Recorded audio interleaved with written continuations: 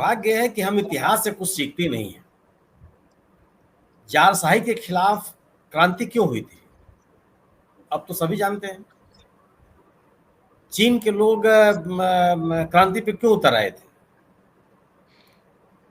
France की क्रांति क्यों हुई, सब कुछ लिखा हुआ है।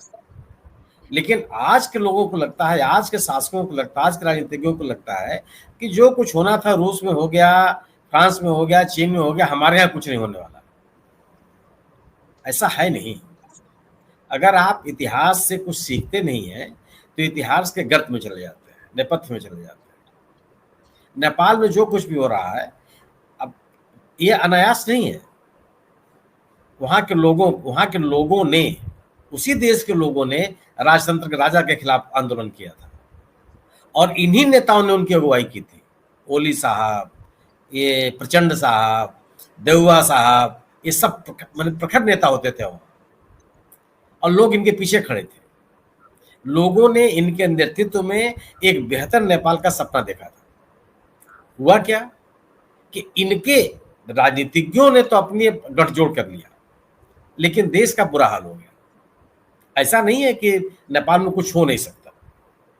नेपाल के लोगों को आप रोजगार के अवसर नहीं उपलब्ध करा सकते। जो कुछ भी है उसमें ही आप बहुत कुछ कर सकते हैं, लेकिन इन राजनेताओं ने कुछ नहीं किया। मैं दिनेश जी, मैं आपको खुद अपना अनुभव बताता हूं। मैं प्रचंड का घर देखने गया था। जब वहां भूकंप आया तो मैं 20-25 दिन था वहां। मैं उसी होटल में रुका हुआ था जिसको में आग लगा दी गई है हैमिल्टन में। और मुझे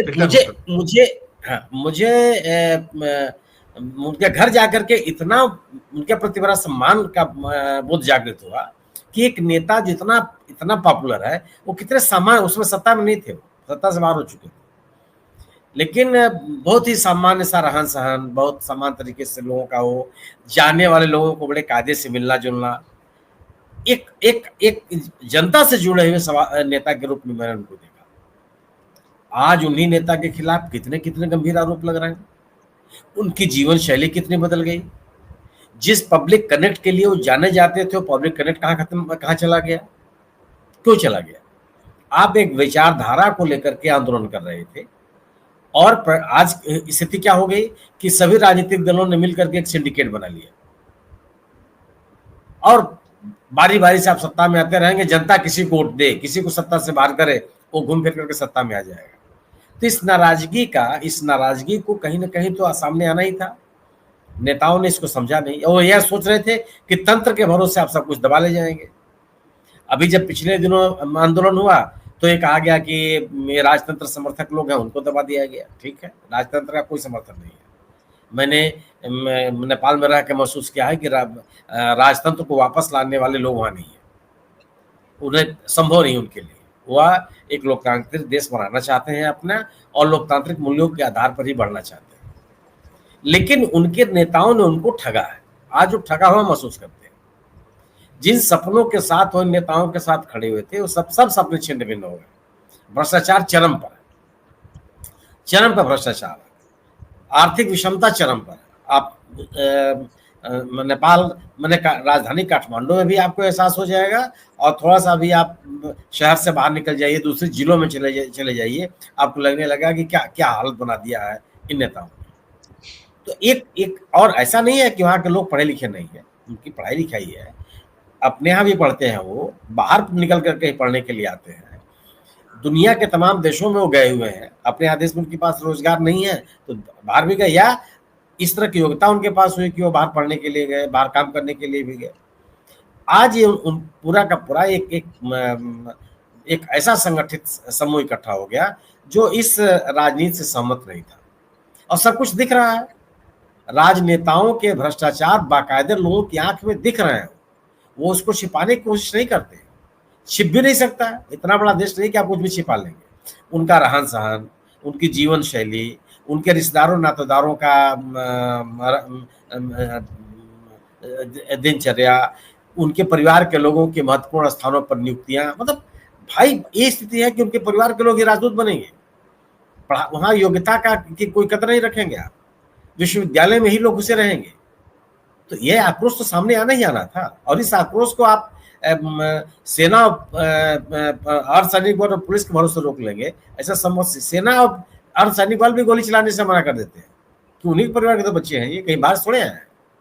वो हालात बन जाते हैं, और वो हालात बन गए। वहां के नेताओं ने जो राजनीतिक बदलाव आ रहे थे उसको स्वीकार करने के लिए तैयार नहीं थे, या देखने के लिए तैयार नहीं थे, इसलिए कि देख नहीं पा रहे थे। उनका जनता से कोई संपर्क रहा ही नहीं था। अगर आप जनता के बीच में रहते तो आपको पता चलता है कि समाज में किस तरह का परिवर्तन हो रहा है, किस तरह के आक्रोश पनप रहे हैं, और इस आक्रोश को कैसे रोका जा सकता है, कैसे संवाद काम किया जा सकता है। ये जो जनरेशन जे के जो विद्यार्थी हैं, इन्होंने तो अपने आप को इस पूरे हिंसा से अलग कर लिया।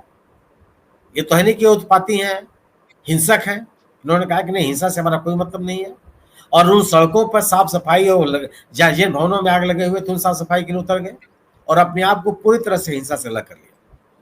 ये कुछ तत्व थे जिन्होंने इस पूरे आंदोलन को बदनाम करने की या उसको हिंसक बनाने की कोशिश की। यह भी एक ऐसा पक्ष है जिसकी जांच होनी चाहिए कि कौन लोग थे जिन्होंने इस तरह से किया।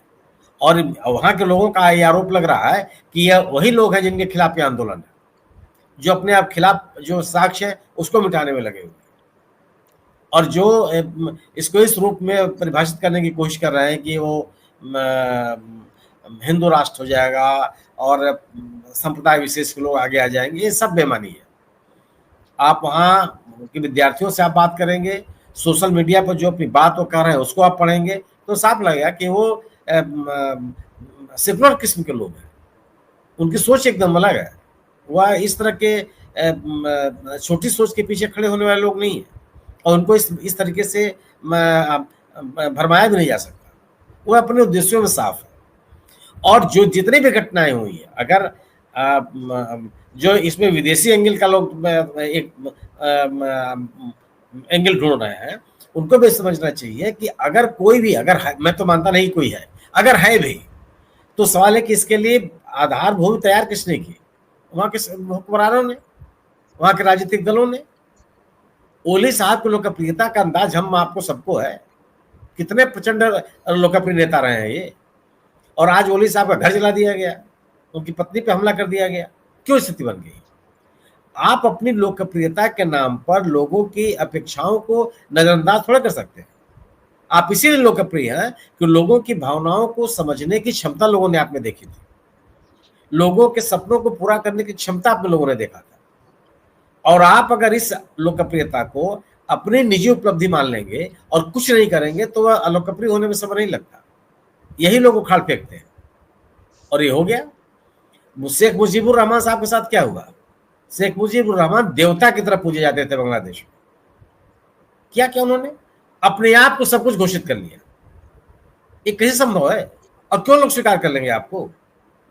यह समाज, जिस समाज में हम आप रहते हैं, यहाँ तो लोगों ने भगवानों के खिलाफ भी विद्रोह कर दिया कि नहीं ये गलत काम हो रहा है, आपका निर्णय गलत है। और वहां आप कर खुद को सब कुछ आपने अपने आप में घोषित कर लिया। कभी आप राष्ट्रपति रहेंगे, कभी आप प्रधानमंत्री रहेंगे, जनता की क्या राय है इस पर आप ध्यान नहीं देंगे। आज स्थिति क्या हो गई? कुछ सोच सकता था कि शेख मुजीबुर रहमान के मूर्तियों को लोग तोड़ेंगे वहां उनके मूर्ति पर चढ़ करके? ये हालत बना दिया। उनके उत्तराधिकारियों ने और हालत खराब कर दी। आपको समाज को गुलाम समझने का अधिकार नहीं है, आप केयर टेकर है। लोगों ने अपने आप के रख रखाव के लिए, अपनी चीजों को नियमित विनियमित करने के लिए एक जिम्मेदारी आपको दी है, आपके प्रति विश्वास व्यक्त किया है। उस विश्वास को बनाए रखने की जिम्मेदारी उन लोगों के पास है जिनको इस तरह का, जिनके पीछे जनता खड़ी है। नेपाल के लोगों ने भी यही काम किया। आप सोचिए कि जो लोगों ने संविधान लागू किया अपने देश में, पूरी जनता खड़ी रही उस संविधान के पीछे। और अगर आप सोच लीजिए कि जो जनता अतीत में 3 बार विद्रोह कर चुकी है, वो चौथी बार नहीं कर सकती है, तीसरी बार नहीं कर सकती। जिन लोगों ने उन विद्रोहों का नेतृत्व किया उनको समझना चाहिए था कि लोगों के मन, लोगों की प्रकृति क्या है, और लोग क्यों सड़क पर उतरने के लिए तैयार है। राजा के प्रति हमने भी, आपने देखा है काठमांडू में किस तरह का सम्मान लोगों के मन में रहा, लेकिन राजा ने भी जब वहां के लोगों की अपेक्षाओं को पूरा करने में विफल रहे और अपने राजशाही को अपने पक्ष में बुलाने का प्रयास किया, लोग उनके खिलाफ खड़े हो गए। जिन लोगों को प्रजातंत्र सौंपा 2015 में नया संविधान लागू किया, उन लोगों का भी असर देख लिया कि आप केवल केवल भ्रष्टाचार में डूबे हुए हैं, भाई भतीजावाद में डूबे हुए हैं, देश की प्रगति से आपको कोई मतलब नहीं है, लोग आपके खिलाफ खड़े हो गए। और ये सिलसिला यही रुक जाएगा ऐसा मैं नहीं मानता। ये सिलसिला जारी रहेगा अगर लोगों के सपनों के साथ खिलवाड़ करने की कोशिश की गई। जी।